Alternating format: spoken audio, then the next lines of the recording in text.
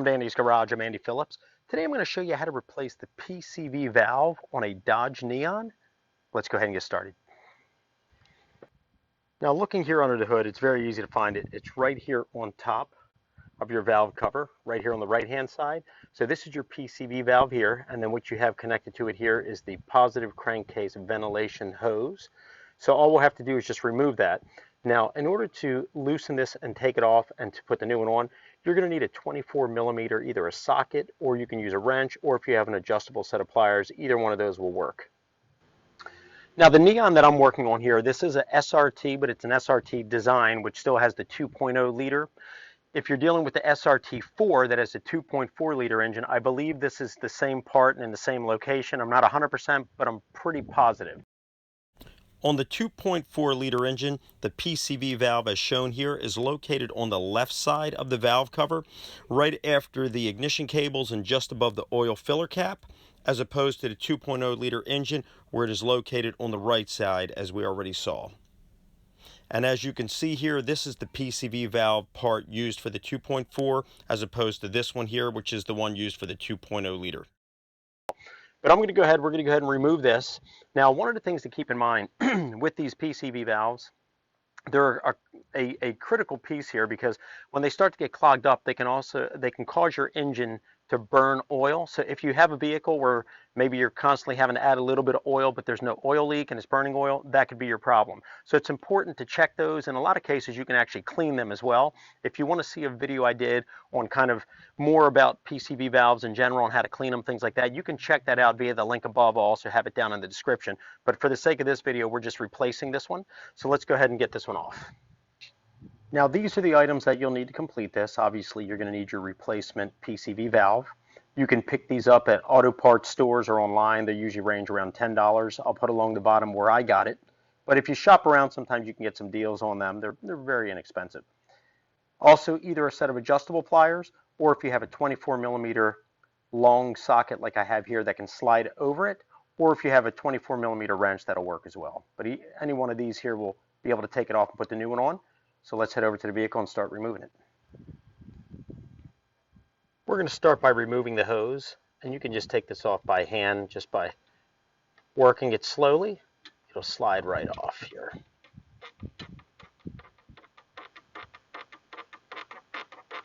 There we go. And then we'll just put it down a little bit out of the way. That way we can slide the socket right over it. Now to slide the socket on, you're just going to have to kind of push that harness a little bit out of the way. You get it on right like that. Now this battery is a very tight squeeze right there to get that in. So you can remove the battery or try to slide it out of the way, which I don't really feel like removing it. So if I can't get it in, I'm just going to switch to the the pliers. Yeah, that's going to be too tight of a fit. So if you have, because I have a long socket here, if you have a shorter 24 millimeter, if you want to move the battery, that's easier. But I'm not going to waste time with that. We're just going to go ahead and just use just a wrench here. There we go.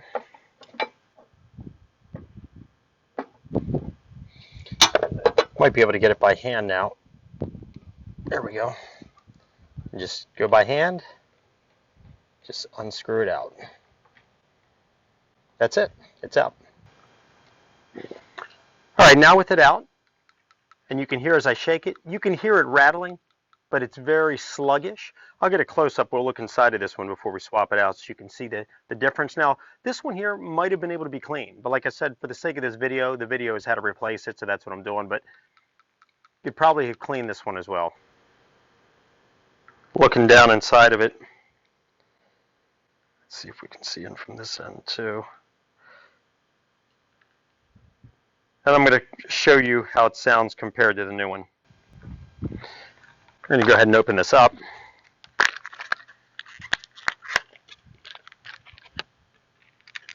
And you can hear inside it has you can hear the little valve there rattling. A lot of times when you do test them, if you have one that you don't hear it or it's not moving as freely, a lot of times cleaning it, as we just talked about, will take care of it. But that's not always a perfect indicator that if you hear that yours is good, because there's other things that can be wearing out and going wrong. So, but anyway, but that's an easy telltale right there. If you hear it rattling freely, a lot of times that means it's still good. This is the one that came out. Listen. It's clicking, but it's like very sluggish, almost like there's like a sponge or something in there. Here's the new one. Moves very, very freely. So, once again. So, definitely in need of either a cleaning or a replacement, but let's go ahead and put the new one in. We'll take the new one. We'll go ahead and kind of thread it in first by hand. That way we don't cross thread anything. And then once we get it fed in, then we'll go ahead and start tightening it. There we go.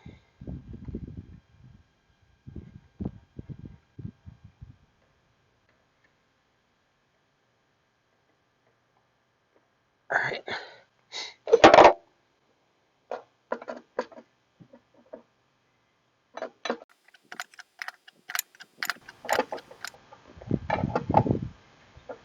Now you don't want to over tighten it because you don't want it to break. This thing is just plastic, but you do want it tight enough so that way it's got a nice seal. There we go. And there we go. Everything is on nice and tight. Now we're ready to go ahead and connect the hose up to it. So we're just going to slide the hose right here over the end and just keep sliding it until it locks in place here.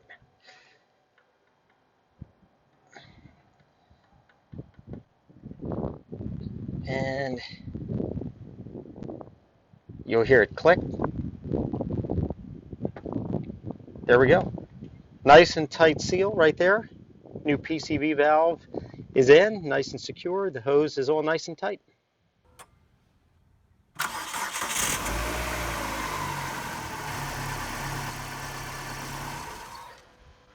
Okay, well this pretty much wraps up this video on how to replace the PCV valve on your Dodge Neon. So this thing is out of here, and that takes care of this. I hope that this video was informative for you. I hope it helped you out with any projects you're working on. As always, I appreciate all the support. Please like the video, subscribe to the channel, send me any questions or comments you may have, and I'll see you next time.